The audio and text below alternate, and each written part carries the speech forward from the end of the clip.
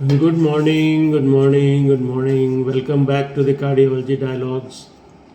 कल मैंने आपसे स्टेबल एंजाइना के बारे में ज़िक्र किया था, उसमें एंजियोग्राफी और एंजियोप्लास्टी और सब चीज़ों के लिए। तो उसमें कुछ एक बात रह गई थी। देखिए, ऐसा होता है कि हर आदमी का एक लिमिटेशन होती है, एक ज़रिया होता है। वैसे तो हमारे प्राइम मिनिस्टर साहब ने जो आयुष्मान भारत का जो प्रोग्राम चलाया है, उसमें जिसके पास कार्ड है या जो भी 70 साल के ऊपर है, जो दीनदयाल उपाध्याय कार्ड, तो उसमें तो ये प्रोसीजर सब फ्री हो जाते हैं। तो काफ़ी मदद मिल जाती है जिनके पास ज़रिया नहीं होता है, जो मिडिल क्लास के लेवल के लोग हैं, जिनके पास इंश्योरेंस नहीं है।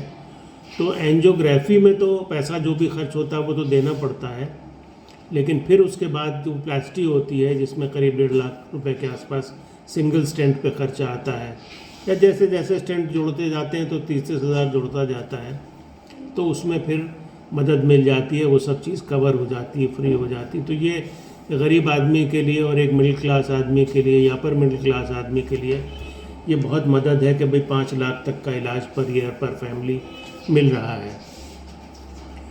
लेकिन बहुत से लोग हैं जिनके पास कार्ड नहीं है, या जो कम उम्र के हैं जिनके पास दीनदयाल उपाध्याय कार्ड भी नहीं है। तो बहुत से लोग कहते हैं साहब हम अभी नहीं करा पाएंगे, और आपने बता दिया, आप दवा लिख दीजिए। तो स्टेबल एंजाइना में दो चीज़ें हैं जो बहुत कारगर होती हैं। एक तो दवाएं बहुत इफ़ेक्टिव होती हैं, 60-70-80% को जिनको मैं दवा लिखता हूँ उनको दर्द में आराम हो जाता है। और जिनको नहीं होता है उनको मैं ये कहता हूँ कि भाई देखिए, आपको अपनी एक्टिविटी कम करनी है। देखिए, सप्लाई तो बढ़ नहीं सकती है क्योंकि नसें जो पतली हैं वो तो पतली रहेंगी। तो जो भी दवा हम देते हैं वो सिर्फ इसलिए दी जाती है कि आपकी डिमांड कम हो जाए। जब आपकी जेब में 1 रुपये के बजाय 98 रह गई है तो 8 आने भर का खर्चा करिए आप। तो अपनी डिमांड्स को, अपनी नीड्स को कम करिए। मालूम है कि 100 गज चलेंगे दर्द हो जाएगा, 50 चलिए, 2 मिनट खड़े हो जाइए फिर चलिए। मालूम है कि खाना खाने के बाद चलेंगे, तो जब खाना खाने के बाद पेट खाली हो जाए 1.5-2 घंटे बाद तब चलिए। आपको मालूम है कि जीना तेज़ी से चढ़ेंगे तो दर्द हो जाएगा, तो जीना आराम से चलिए, जैसे बच्चे एक एक बार में चढ़ते हैं। तो अपनी एक्टिविटी को कर्टेल करना पड़ेगा। और मान लीजिए दर्द हो ही गया तो बैठ जाइए, आराम कर लीजिए, तो इससे दर्द में आराम हो जाएगा। तो दवाएं और रिस्ट्रिक्शन ऑफ एक्टिविटी से बाई एंड लार्ज लोगों का एंजाइना ठीक हो जाता है। अब इसका नुकसान भी है। उसका नुकसान ये है कि मरीज़ समझता है कि मैं तो ठीक हो गया। तो जब भी उनसे कहते हैं कि भाई आपने एंजियोग्राफी के बारे में क्या सोचा, पर साहब तो ठीक हो गए, आपने बढ़िया दवा लिखी है, ऐसी दवा आपने लिख दी कि साहब अब कुछ लगता कुछ है ही नहीं, और मैं सब खूब दौड़ता भागता हूँ, काम करता हूँ। तो मैं उनको भाई समझाता हूँ कि देखो, ऐसा है कि अगर मान लीजिए किसी के दिमाग में ट्यूमर है, तो ट्यूमर में सिर दर्द होगा, तो इलाज के लिए आप सिर दर्द की दवा खाएंगे या ट्यूमर का इलाज कराएंगे? अभी 2 मिनट रुक जाओ, वे बुलाते हैं, 2 मिनट रुक जाओ। तो आप कहेंगे कि हाँ भाई ट्यूमर का इलाज कराएंगे, 2 मिनट रुक जाओ बेटा, अभी बताते बुलाते हैं।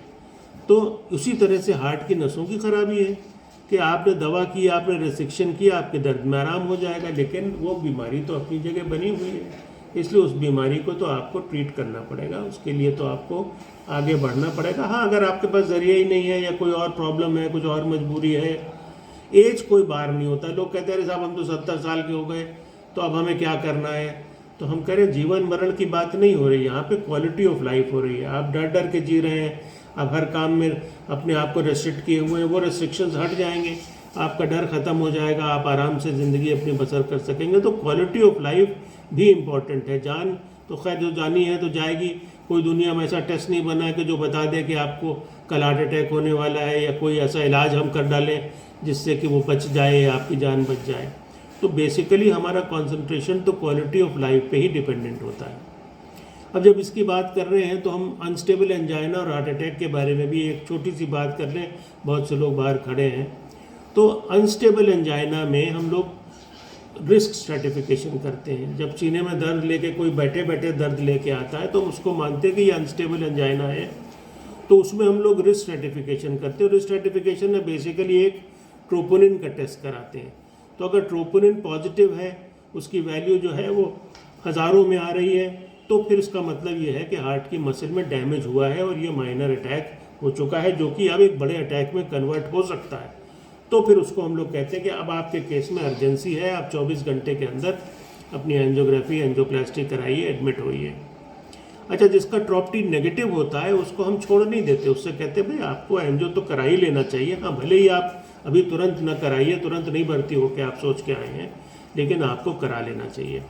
अच्छा, बहुत से लोग कहते हैं भाई हम नहीं करा पाएंगे, हमारे पास पैसे नहीं, हम सोच के नहीं आए। तो उसका मतलब ये नहीं कि हम उन्हें घर भेज दें, हम उनको कहें भाई आप एडमिट हो जाइए, क्योंकि अनस्टेबल एंजाइना जो ट्रॉपटी पॉजिटिव है, जिसमें कार्डियोग्राम में भी चेंज आ रहे हैं, पता नहीं कब वो बढ़ के फुल फ्लेजेड हार्ट अटैक हो जाए, कब वो हार्ट फेलियर में कन्वर्ट हो जाए, कभी आपका ब्लड प्रेशर गिर के आप शॉक में चले जाएं। बहुत दफ़े होता है, बहुत दफ़े होता है कि रात में सीने में दर्द हुआ और हार्ट अटैक के चेंजेस नहीं है ईसीजी में, लेकिन ब्लड प्रेशर गिर गया, मरीज़ की सांस फूलना शुरू हो गई और अस्पताल पहुंचते पहुंचते मामला ख़त्म। तो इस चीज़ को हम लोग ध्यान रखें कि जब भी अनस्टेबल एंजाइना है, तो चाहे कार्डियोग्राम में चेंज है कि नहीं है, उसमें अगर ट्रॉपटी पॉजिटिव है तो फिर आप 24 घंटे के अंदर एम्फसाइज करके उसकी एंजियोग्राफी एंजियोप्लास्टी करिए। और अगर टीएमटी ट्रॉपटी अगर नेगेटिव है तो फिर आप उसको कहिए कि भाई आप फिर भी भर्ती हो जाइए, क्योंकि मामला आपका बढ़ सकता है, 2-3 दिन एडमिट रहेंगे, कुछ आपको खास दवाएं चलेंगी, कुछ नस में इंजेक्शन हम लोग लो मॉलिक्यूलर हेपरिन लगाते हैं ताकि हम वॉच करें।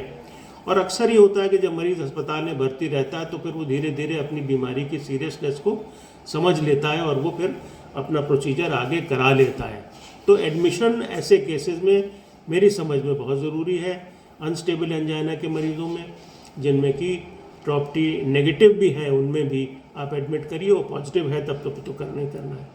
और अगर हार्ट अटैक हो गया है जिसमें ईसीजी में बहुत ग्रॉस चेंज आ गए हैं, तो उसमें तो फिर कुछ सोचना ही नहीं है, उसको तो तुरंत एडमिट करके प्राइमरी एंजियोप्लास्टी 6 घंटे 12 घंटे के अगर एंजियोप्लास्टी हो जाती है तो फिर हार्ट अटैक में जो डैमेज होना होता है वो बहुत कम हो जाता है।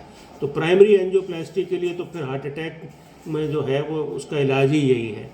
अच्छा, बहुत से लोग नहीं कराते हैं, डर जाते हैं या लेट आते हैं, 24 घंटे के बाद आए हार्ट अटैक के, तब फिर हम लोग कहते हैं कि अच्छा भाई आपको हम लोग वॉच करेंगे, आपके एंजियोग्राम करके देखेंगे, अगर 100% नस बंद है आपकी और 24-48 घंटे निकल गए हैं, तब फिर कुछ और टेस्ट हम लोग करते हैं, देखते हैं कि भाई अब एंजियोप्लास्टी करने से उस बंद नस को खोलने से कुछ फ़ायदा है भी या नहीं।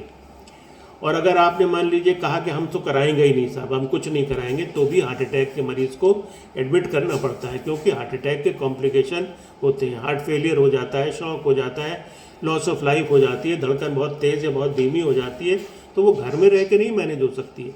तो ये कभी ना हो कि मरीज़ अगर अनस्टेबल एंजाइना का आया या हार्ट अटैक का आया और वो एंजियोप्लास्टी कराने के लिए राज़ी नहीं है, तो आपने उसको घर भेज दिया दवा खा के, या वो अगर घर जाना भी चाहता है तो आप उसको एम्फोसाइज करिए कि नहीं भैया ये जानलेवा चीज़ है, घर जाओगे रात बेरात कुछ हो गया तो फिर कुछ नहीं कर पाओगे, इसलिए 2-3 दिन तो भर्ती रहो, हम लोग के ऑब्जर्वेशन में रहो, दवाइयाँ शुरू की जाएंगी और गाइडेंस दी जाएगी। और उसमें अक्सर ऐसा होता है, जैसा मैंने कहा, कि मरीज़ कन्विंस हो जाता है कि उसे कराना चाहिए। तो आई थिंक आज यहीं रखते हैं, क्योंकि बहुत परेशान हो रहे हैं लोग और मुझे भी बुरा लग रहा है। तो टेक केयर, बाय बाय, और फिर आगे बात को बढ़ाएंगे।